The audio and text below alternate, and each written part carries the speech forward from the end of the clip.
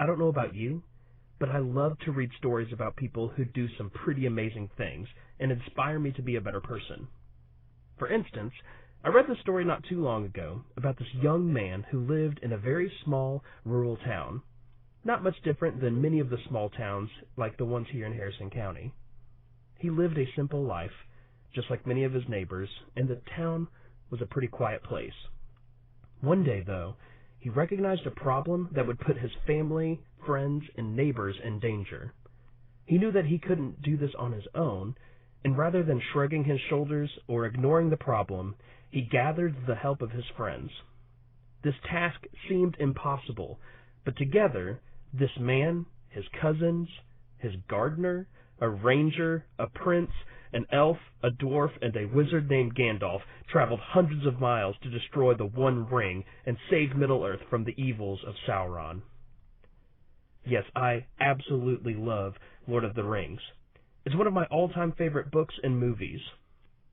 I know I'm a bit of a nerd, but sometimes I can't help but think, what would have happened if Frodo never left the Shire? What if Sauron won? What would Middle-earth look like? Would the orcs burn everything to the ground? Probably. It would be absolutely terrible. What about another movie, like Star Wars? What if Luke Skywalker ran away and hid while the Empire defeated the Rebel Alliance and took over the galaxy? Would every known planet fall under the choking grasp of Darth Vader and Emperor Palpatine? Would the dark side of the Force snuff out the last of the Jedi? Or maybe you're more of an animated Disney movie fan. What if Anna and Kristoff decided to leave Elsa alone? What if they ignored the wintry conditions and left for someplace more tropical, and they let the town of Arendelle just freeze over? It would be a much darker and, honestly, a really sad story. The thing that makes these stories so happy and inspiring is that we see all these characters work together to do something that seems impossible. All of them saw what was truly at stake: the lives of their friends, the lives of their families, and the fate of the world or galaxy. There's a book in the Bible that begins with this kind of what if evil won scenario. It happened in Jerusalem in the 5th century BC. That's the setting for the story of Nehemiah. Most of you may already know the story. The town of Jerusalem is in ruins. The community is struggling. It seems like the people are facing a crisis of faith and an unpredictable future. One of a couple things must have been true about those living in Jerusalem during the 5th century BC. Either they had lived in those conditions for so long that they didn't see how bad things were anymore, or they had lived in those conditions for so long that they couldn't imagine how anything would ever change. It could happen to any of us, actually. We look around at the conditions that have existed for generations, and we just decide, this is never going to change. It's just impossible to solve. So we give up. We stop imagining. We stop dreaming. Thankfully, Nehemiah decided to act like Frodo and do something about it. We learn through Nehemiah's journey of rebuilding and restoring what is broken is timeless. It has multiple layers. On the surface, Nehemiah's story reaffirms this idea that we can do more together, but it's also an indicator of something more critical. It implies that when we do something together, it has the potential to affect how a generation sees God. You see, there was a generation sitting in the ruins of ancient Jerusalem, a generation who had become disillusioned with their parents' and grandparents' version of God. I imagine the kids and teenagers living in Jerusalem during this time were tired of hearing the stories about how great God was. Think about it. If you were a 13-year-old in that town, you were probably getting a little skeptical every time you went to Saturday school. I could imagine some smart 13-year-old saying, wait a minute, if Joshua could play a trumpet and win the Battle of Jericho, if Moses could raise his staff and divide the Red Sea, if David could take a stone and kill Goliath, then why can't we fix what's broken in this community? If our God is so amazing, and he gave these other people the power to do these amazing things for his people, then why don't we stop talking about it and actually do something? I'm guessing the teenagers in that town, feeling like God wasn't with them the way he was with those in the past, started losing respect for the faith of their grandparents and leaders. The next thing you know, a son is telling his dad, "Hey, I don't think I'm going to make it to temple this Saturday. And, I really don't want to do that whole Passover thing anymore. And oh, by the way, this year I'm keeping my pet lamb. No more sacrifices." That's why this story is so important. Just like in Nehemiah's time, we could very well have a generation who are skeptical about church. They hear us talking a lot about the goodness and power of Jesus, but they don't see us doing very much. But that's where we can take a page out of Nehemiah's book. You see, the thing I love about Nehemiah was a doer. Our generation is in desperate need of more Nehemiahs. People who are going to stop talking about what needs to be done and are instead going to start working for it. There's one thing that we can all do. We can give every kid an adult who will show them who Jesus is. Our community is full of kids who see brokenness everywhere they look. In their neighborhood, in their schools, even in their own home. And let's start acting like the church is the best place that any kid has to experience God's love from a consistent and caring adult. The best way we can start rebuilding or rescuing this community is to put a consistent leader in the life of every kid. How can we do that? We need to recruit and develop adults who will show up in the life of a kid. The more adults that get close to kids and teenagers, the more impact that we'll have on this community. That will change a community in a way that nothing else can. We need more leaders who will get close, so every kid is known by someone. I know that sounds impractical, and I know that sounds impossible, but there is no substitution in a kid's life for a consistent leader. There's a generation sitting in the wings, wondering how close we are willing to get. They're watching to see how far the generation before them is willing to go. They are waiting to make a decision about the God we say we serve. And if we are not willing to get close, we will lose them. Nehemiah teaches us something about expectations in his story. Everybody was expected to participate in rebuilding the town, and it seems like there were a lot of people who were not qualified or specialized in construction who actually worked to rebuild the community. Nehemiah's visionary speech wasn't long. He said to the people of Jerusalem, "You see the trouble we are in. Jerusalem lies in ruins, and its gates have been burned with fire. Come, let us rebuild the wall of Jerusalem, and we will no longer be in disgrace." And then the people replied, "Let us start rebuilding." And they began. It was an interesting group of volunteers. Perfume makers, jewelry designers, preachers, politicians, merchants, and of course, a cupbearer, Nehemiah himself, started working on the construction crews. There were a lot of people doing something that they were not experts at doing. Sometimes you just have to do something that you don't know how to do. I love the story of Nehemiah because so many people just did what needed to be done. Nehemiah didn't say, "Here's a spiritual gift inventory that I need everybody to take so we can see what role you should play as a volunteer." There was no class to help everyone discover their passion and talents. Nobody said, "Well, I'm just waiting on God to let me know what he wants me to do." They didn't pray about whether or not they should do it. They prayed while they were doing it. They didn't wait until they learned how to do it. They learned how to do it while they were doing it.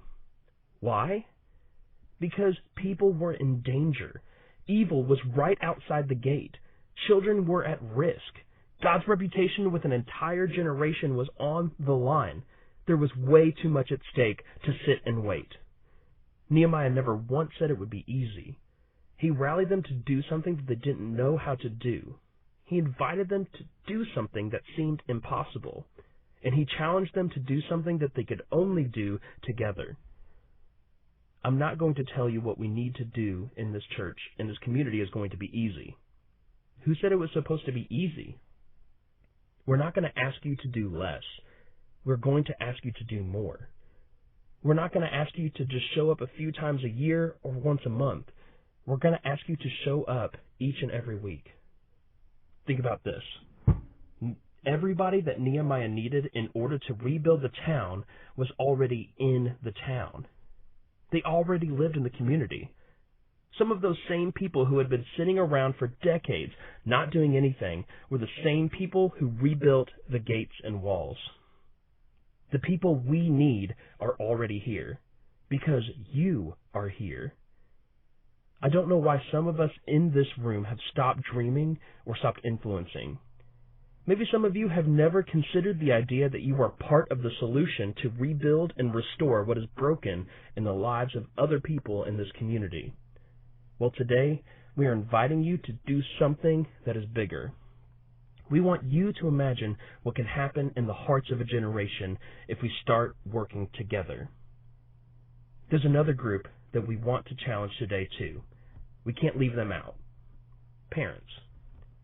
You would think that they would be an obvious part of this, but sometimes we don't leverage their potential. Nehemiah rallied this group at just the right time. It was during a turning point in the story. It happened at the most critical stage of the rebuilding of Jerusalem. They were halfway through with the construction when things started to unravel. People were getting tired. Everybody began to vent. Everything began to pile up at once. The verbal attacks, the threats, the skepticism, the complaints, the rumors. The morale and the attitude of the people began to shift. With an enemy right outside the gates intimidating them, people began to panic. That's when Nehemiah did something that was absolutely genius. He rallied families and parents to assume a new level of responsibility. This is how he described the scene. Therefore, I stationed some of the people behind the lowest points of the wall, at the exposed places, posting them by families, with their swords, spears, and bows. After I looked over things, I stood up and said to the nobles, the officials, and the rest of the people, "Don't be afraid of them. Remember the Lord, who is great and awesome, and fight for your families, your sons and your daughters, your wives and your homes." Can you imagine the emotion of this moment? Everybody knows the enemy is planning to attack, and everybody is ready to give up. So Nehemiah organizes them by their families, posts them at the gaps in the wall, and says, "Remember what you are fighting for." In that one move, Nehemiah recast the vision in a way that it became personal to everyone. This was no longer about simply living in a broken-down city. This was no longer about just what's best for the community. This was no longer about demonstrating who God is. This is about your sons, your daughters, your homes. Let's all be clear about what's at stake here. And here's something interesting. When the parents stood in the gap, the enemy decided not to attack. When Nehemiah rallied the parents, it was a game changer in the story. This one strategic move changed the momentum of the story. And here's the point. If we can craft our vision as a church in a way where we can inspire every parent to understand what's really at stake for the future of their son or daughter, it will change the momentum of this church. It will change the momentum of this community, and it will change how this community sees the church. Nehemiah was fighting for something bigger than rebuilding the town. He believed the condition of the town was related to the condition of their faith. Both of those issues were always at risk as far as Nehemiah was concerned. If you read his prayers, and if you fast forward to the end of the story, you realize that Nehemiah was driven to help a generation know God. What Nehemiah was fighting for was so much bigger than a building project. So don't miss what he did here in this moment. Nehemiah leveraged the concern of parents about their children's future to position them as champions for their children's faith. Nehemiah made parents the champions of the story. Sure, all the way through the story, Nehemiah made sure everybody knew that God was the hero of what happened to Jerusalem. but there's also a sense in which he positioned the parents where they could also be heroes. Think about it. When Nehemiah asked parents to stand in the gap, he sparked their emotional awareness about what was at risk. He made them heroes in the hearts of their own kids, and he positioned them as leaders, and then he set them up to win. Nehemiah was never fighting for a generation's existence. He was fighting for a generation's concept of God. That's why throughout the story he connects the condition of the town to the condition of their faith. As leaders and parents, sometimes we miss this, and we definitely don't connect the conditions of the town or of the family to the future and faith in a practical way like we should. We need to make sure that every parent sees our church as a place that will help them win. But we can't change how parents see our church unless we are willing to change how we see parents. If a parent doesn't come to church, they probably aren't clear how the church could help them win. If it was more obvious, then maybe a lot of parents would have a different attitude about the church. We have the potential to redefine how the church inspires every parent for the sake of a generation who is at risk of not knowing who God really is. We also underestimate the impression we make on kids and teenagers by how we all work together. Kids will ultimately decide what they think about our church based on how we treat their parents. This generation is hungry for a better version of the church that makes people a priority. I think that's what made Nehemiah relentless in his determination to finish what he had started. He knew a generation would decide what they believed about God based on how they rebuilt the town. That's why he pushed through every obstacle and refused to come down off the wall. He set the example so everybody would keep doing what needed to be done. Keep working together regardless. We make so much more of an impact on a generation when we work together to confront what needs to be rebuilt. Nehemiah simply decided that Jerusalem's problems were his problems. Then he got everybody to realize that it was our problem. What seems impossible becomes possible when it's no longer your problem or my problem, but instead is our problem. Sometimes I think the people of Jerusalem were expecting God just to do another miracle to fix their problems. But that's just not what God did here. Instead, God surprised them with themselves. Up until the day the walls went up, they had God in a box, thinking that if he wanted something for them, that he would just make it happen. Maybe they expected to see God, but it definitely wasn't the way that he showed up. Instead, through the story of Nehemiah and the people of Jerusalem, we learn a new lesson. Expect to see God, but not necessarily the God you expect. Together, the people of Jerusalem rebuilt the walls and gates of the city in 52 days. At the astonishment of the skeptics, at the amazement of the leaders and families, but most importantly, to the wonderment of a generation of kids and teenagers that were sitting on the sidelines. Some of them had never experienced what God could do through them, and they had never expected to see what God could do through each other. Please don't miss this. God did not show up in an obvious miracle in the story of Nehemiah. God showed up in the people, and it changed the way everybody saw God. Check it out in the story. 3 things happened once the walls were rebuilt. 1, those outside the walls, the skeptics, changed what they believed about God. Nehemiah writes in chapter 6, verse 16, that when all our enemies heard about this, all the surrounding nations were afraid and lost their self-confidence because they realized that this work had been done with the help of our God. Number 2, those inside the walls changed how they listened to God. Nehemiah 8 verse 3 tells us that Ezra the priest opened the scriptures and he read it aloud from daybreak till noon as he faced the square before the water gate in the presence of the men, women, and others who could understand. And all the people listened attentively to the book of the law. Let's be honest, that is a long Sunday school class. And I'm not sure that the book of the law is the most interesting part of the Bible. But it says that they listened attentively. Why do you think they did that? Because what they did together changed how they saw God. And 3, a generation changed how they worshiped God. In chapter 8, verse 17, there is a statement about how they worshiped. It says, "From the days of Joshua, son of Nun, until that day, the Israelites had not celebrated it like this, and their joy was very great." I always wonder if Nehemiah had any idea, while he was doing the work, the difference it would really make.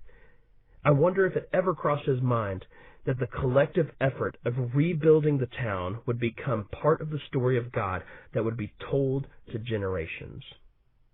How we work together can change how a generation sees God. So when kids can see adults like themselves working together, they can imagine their potential. And when kids see people who are different working together, they can imagine a bigger God. Don't underestimate how working together will inspire a generation to try to do what seems impossible. We want every child to imagine a better world. We want every teenager to imagine a bigger God. And we want every parent to imagine a brighter future. Don't miss the opportunity. As leaders, we need to reimagine the world we are designing for the next generation. We need to stir their faith to a new level of wonder and amazement. We need to keep working together to do what seems impossible so that a generation can see God in a new way. That's what we want for this church. We want to work together in such a way that it changes how an entire generation sees God. That's why we need you today to make a simple decision. Will you join us in helping a generation see God? Will you join us in engaging the kids and students in our church? You have the opportunity to change a kid's understanding of God. By becoming a consistent leader in the life of a kid, you can change the way they think about God and think about their faith. We can't do it without people like you, who are going to step in with parents and fill the gap. Help us change our community by influencing our kids, empowering our adults, and leveraging what you have. Thank you for being here today. Let's pray. God, we thank you so much for the story of Nehemiah. We thank you for the example that he set, that he wouldn't sit on the sidelines when he saw a problem, but rather he would jump in and do something that he didn't know how to do, just because he recognized what was at stake. He saw that it was up to them to lead a generation in knowing who the real God is. And I pray that each and every one of us today would make that same decision, that we would be willing to step out of our comfort zones, to go and learn to do something that we don't know how to do because we see what's at stake. Lord, I thank you for everybody willing to jump in with this process, to see us transform and reimagine a world for the next generation. I thank you for everyone in this room today, and it's in your name we pray. Amen.